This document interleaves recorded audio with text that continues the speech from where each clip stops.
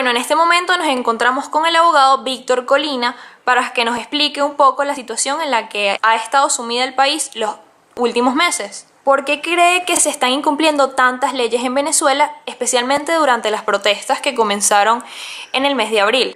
El derecho se fundamenta en reglas de juego aceptadas por la sociedad a los fines de convivir. En ausencia del derecho, lo que nos queda es la imposición de la fuerza.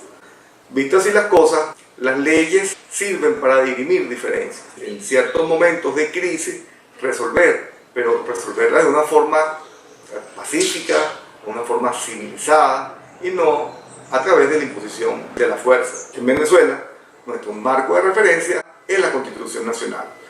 Y en particular, a los funcionarios que ejercen las funciones de gobierno, se les limita a solo poder hacer aquello que está estrictamente previsto en las leyes respectivas. Mientras que el resto de la sociedad se nos permite hacer todo aquello que no esté estrictamente prohibido por las leyes.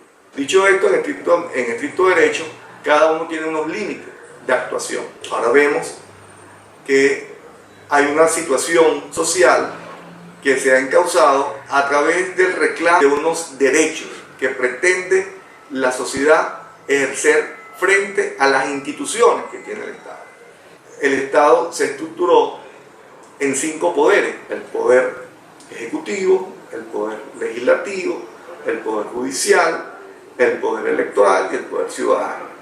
Esos poderes, desde el punto de vista horizontal, se suponen independientes y autónomos, porque se supone o pretende un equilibrio en el ejercicio del poder. Y quiero hacer énfasis importante: solo 2 poderes públicos en Venezuela son de elección popular directa y secreta.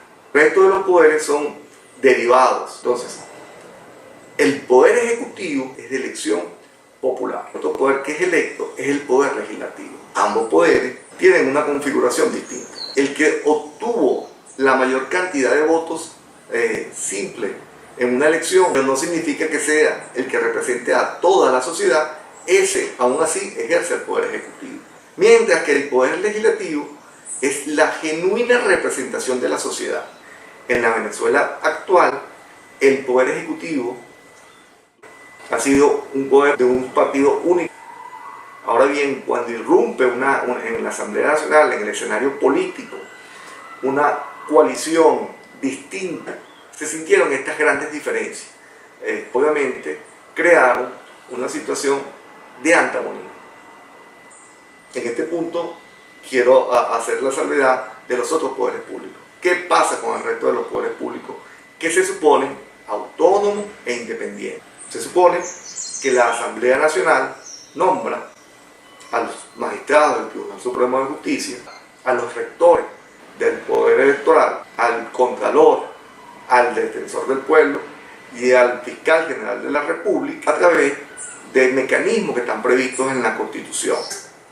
En el pasado, las autoridades de estos poderes fueron nombrados por el partido que ejerce el poder ejecutivo actualmente. Por eso es que muchas de las situaciones que no consiguen resolverse a través de las instituciones han conseguido más bien una traba.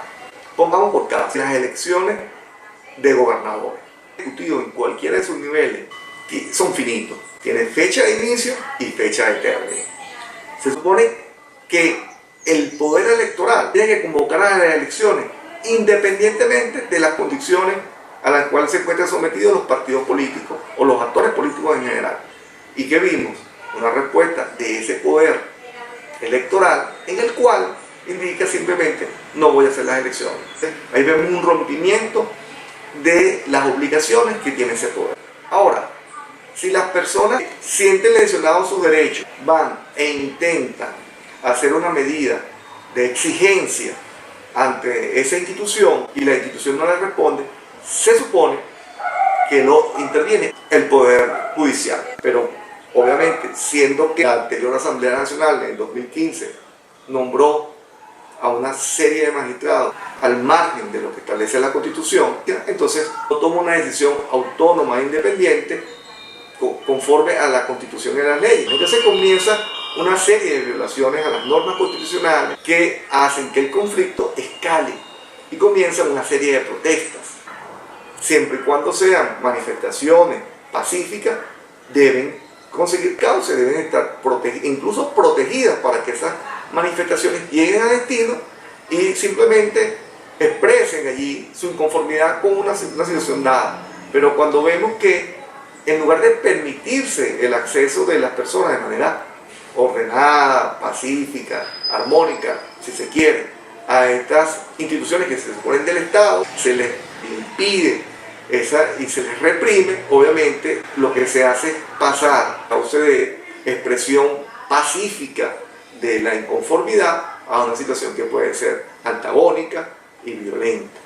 Entonces ahí vemos donde comienzan a romperse esas líneas que nos ha dado la Constitución de cómo canalizar las legítimas derechos y garantías que tiene el ciudadano. Ya ha llegado el punto de las manifestaciones públicas, entonces vemos que los cuerpos de seguridad del Estado tienen la obligación de resguardar el orden público, la vida y los bienes de la persona.